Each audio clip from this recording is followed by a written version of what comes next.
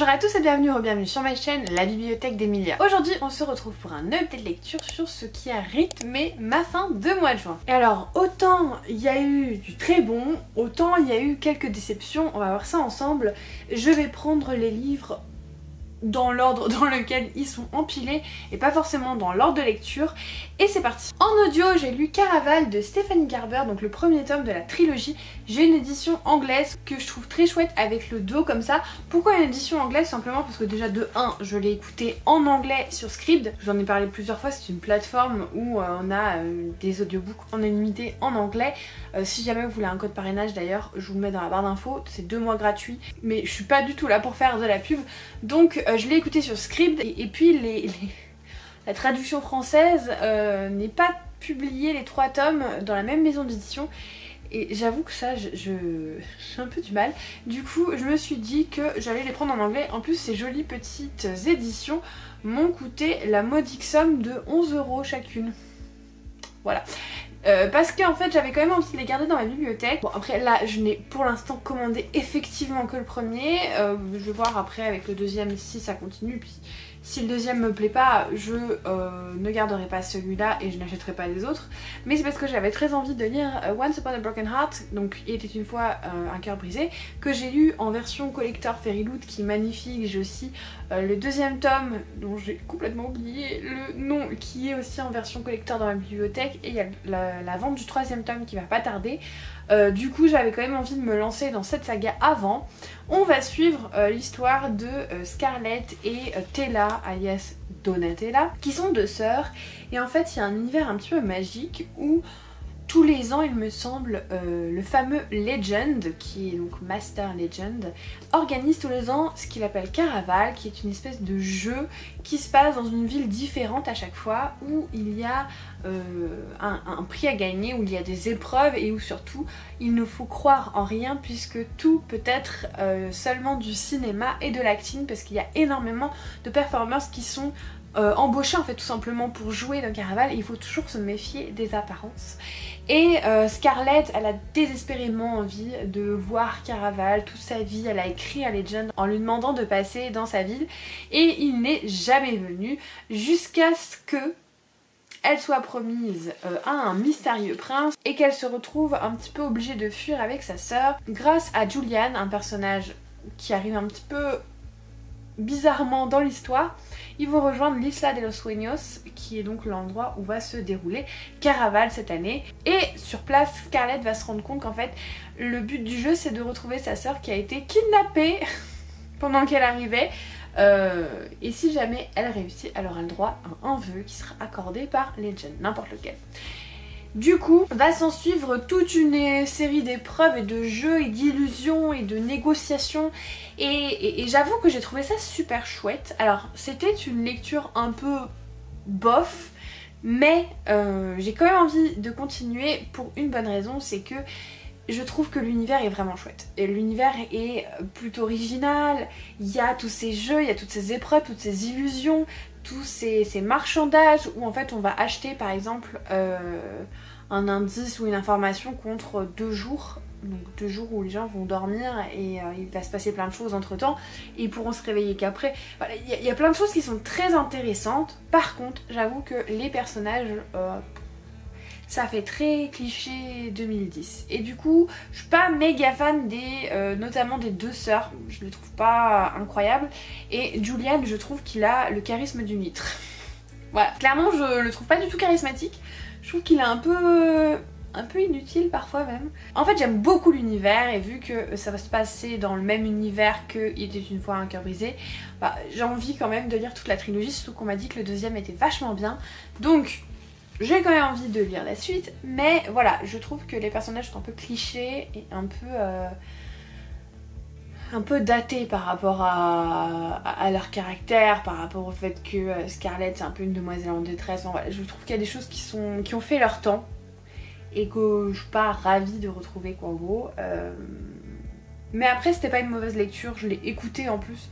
L'audiobook était plutôt ok, pas rien de transcendant au niveau de la narratrice mais c'était ok et j'aime bien l'univers quand même, j'aime vraiment bien l'univers donc je vais continuer avec le deuxième tome là en juillet, je l'ai même déjà commencé en audio mais j'ai vraiment pas avancé beaucoup. Je sais juste que cette fois-ci on va suivre Donatella, ce qui ne m'enchante pas plus que ça parce que je suis pas fan de Donatella, mais j'attends de voir parce que là on en est au moment où, vous vous en doutez bien, il va y avoir un nouveau Caraval et du coup elle va participer et on en est là, voilà.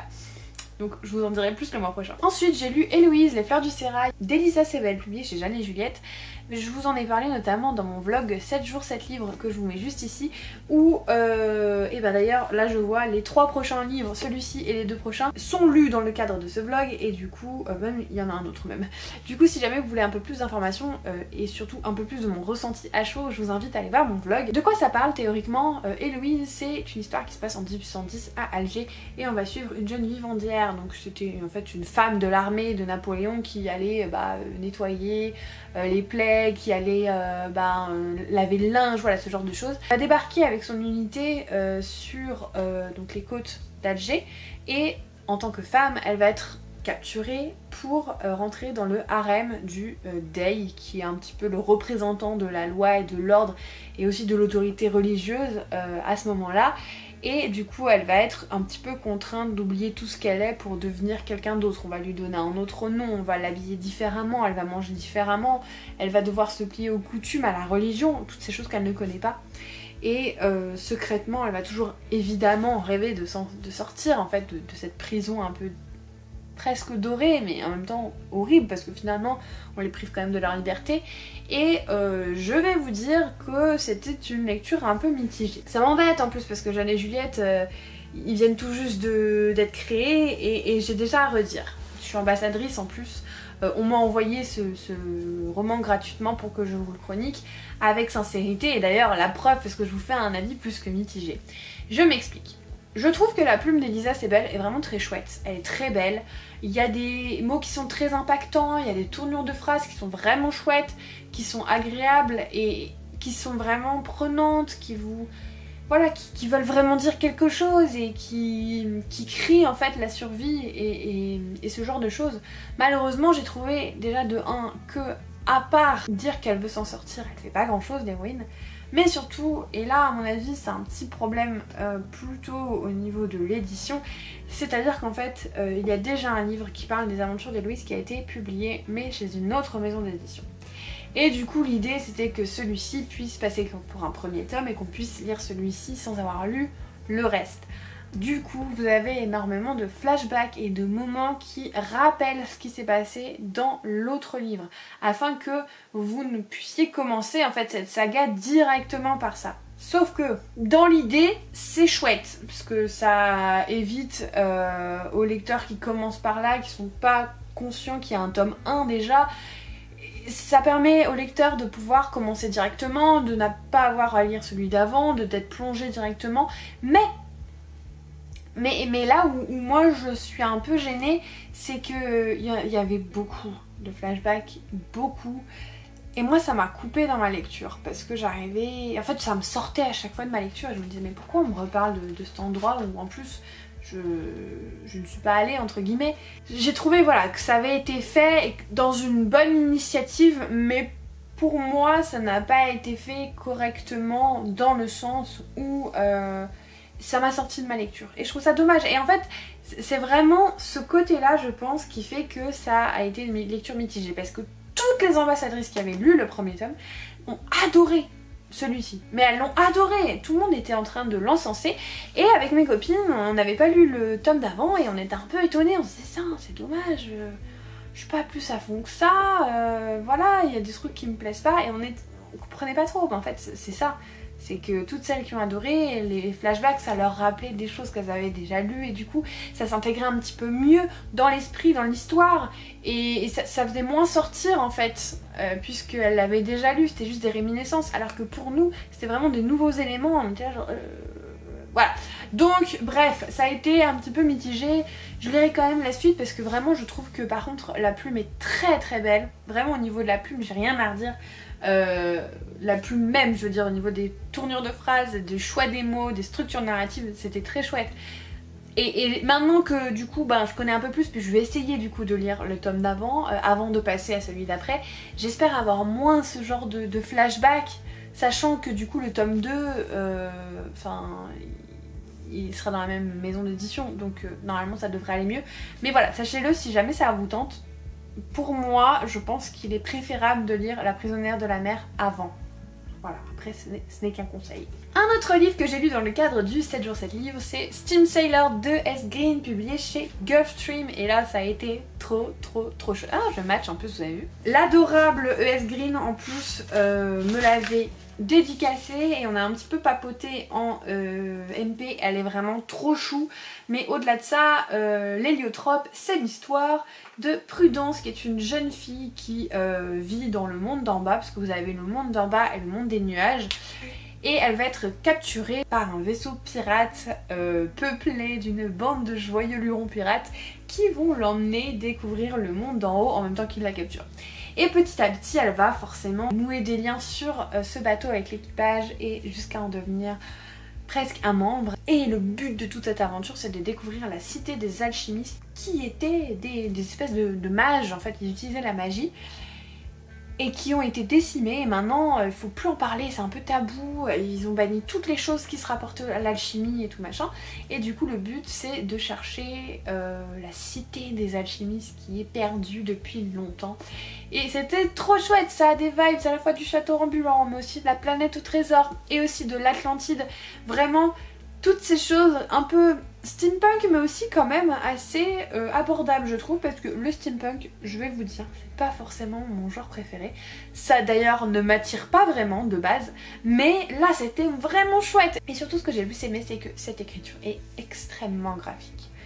Je n'ai pas pu m'empêcher de voir presque les images dans ma tête tout au long de cette aventure, et je me dis que ça en dessin animé ce serait exceptionnel.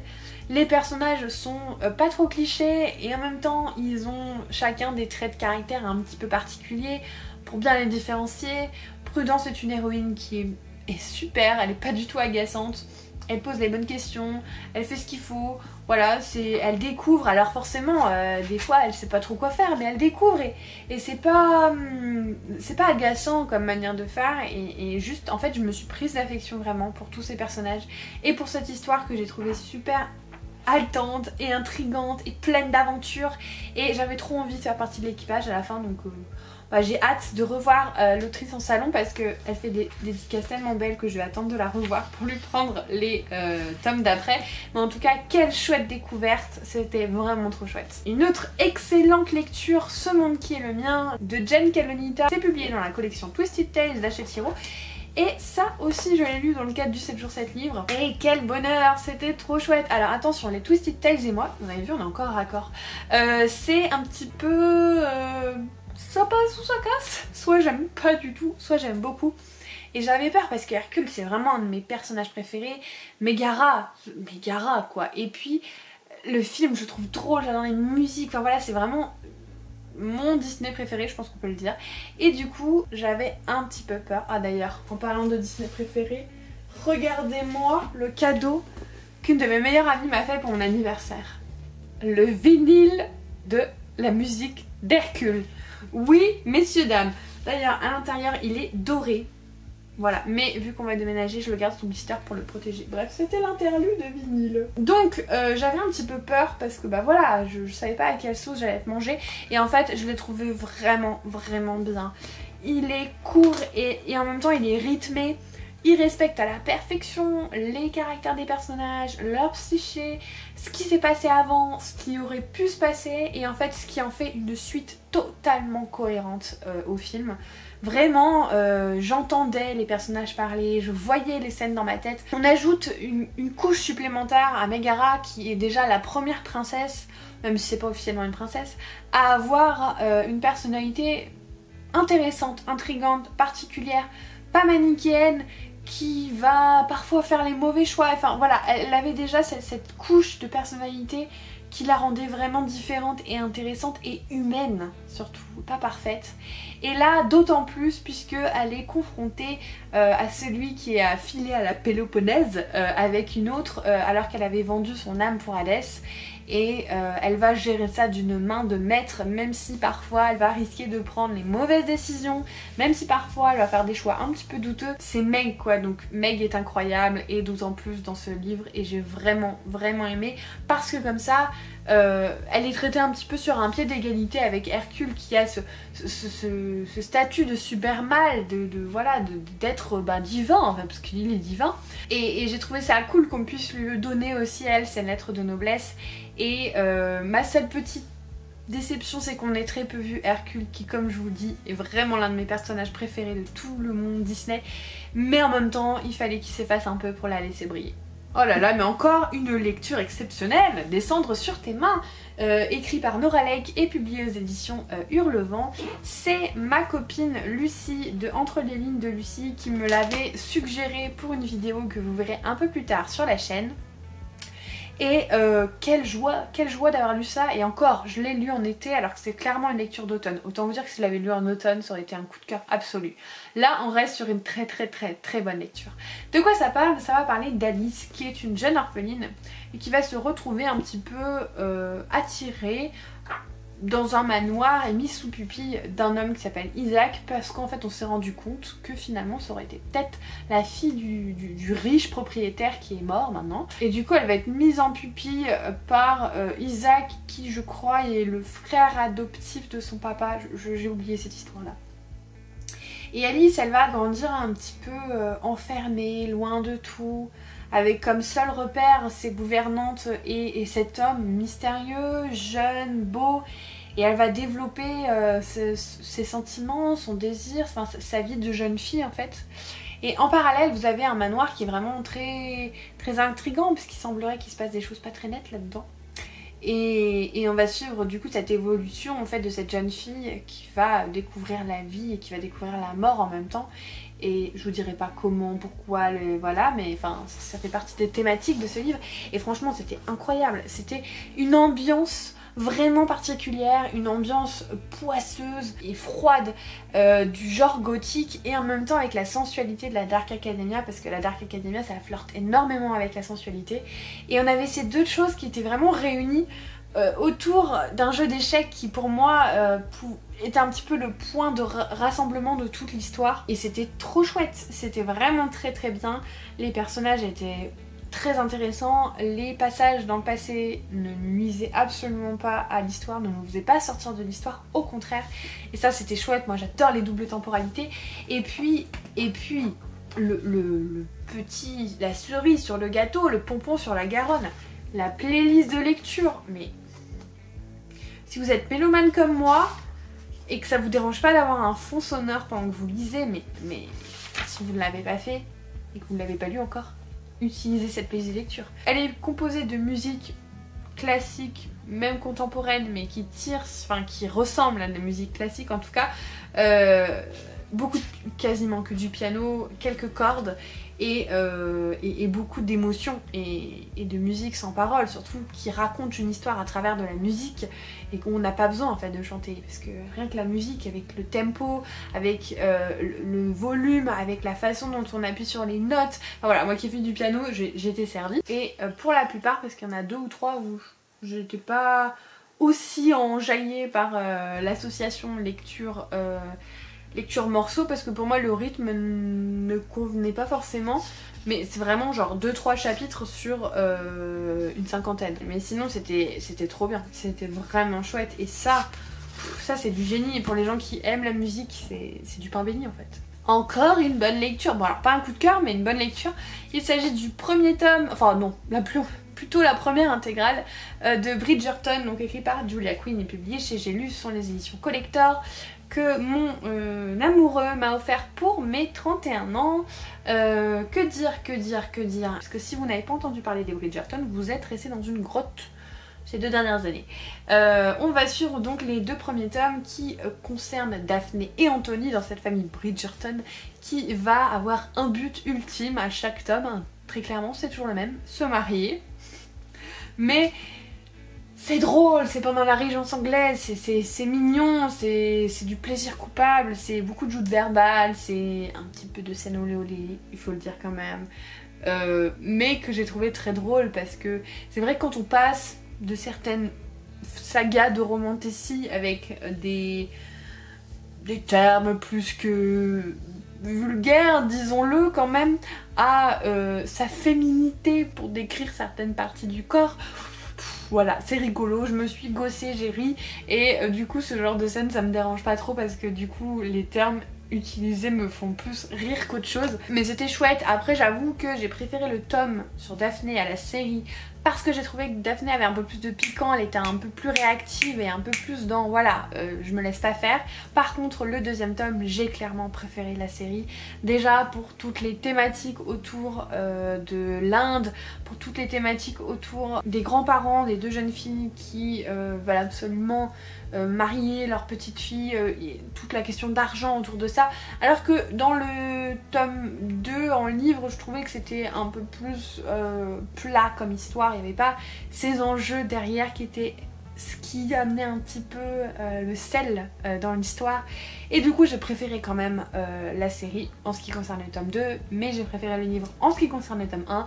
Je pense que c'est de la lecture voilà, détente, plaisir coupable que je n'ai pas forcément envie de lire tout le temps, mais là ça m'a fait du bien. Voilà. Et j'avoue que j'ai envie de lire la suite, mais je veux d'abord regarder la saison 3 sur Colline. Sachant que ils suivent pas l'ordre des livres, donc ça va un peu m'embêter. Parce que je ne sais pas si j'attends que la saison sur Bénédicte soit aussi sortie ou si je lis avant. Bref, on verra, mais c'était vachement chouette. Et là, il me reste 2 livres, et c'est 2 livres que j'ai traînés sur la dernière semaine de juin, enfin du lundi au vendredi, le jour où je filme cette vidéo, que je viens de finir, mais franchement sans grande passion, notamment Cœur de sorcière de Geneviève Gornichec, publié chez Sabran. Quel désastre, parce qu'il est tellement beau.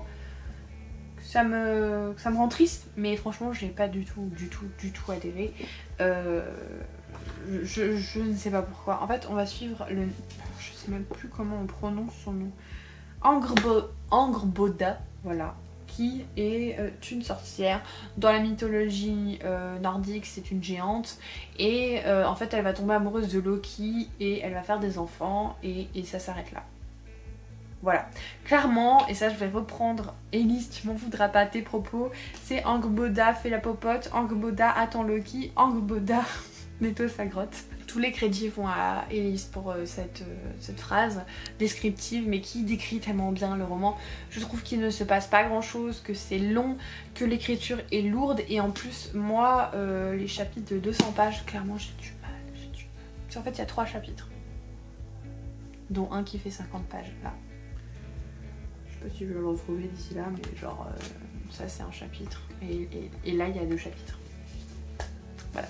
J'ai trouvé que cette absence de chapitre alourdissait d'autant plus le récit parce que on n'avait pas le temps de souffler, de voilà, et du coup j'avais pas du tout envie d'y retourner. En soi c'est pas une mauvaise lecture, c'est juste que je pense que la plume est pas du tout faite pour moi et du coup ben j'ai pas vraiment d'intérêt sur cet ouvrage et c'est... Qu'est-ce que je suis déçue, j'avais tellement envie de l'aimer ce livre.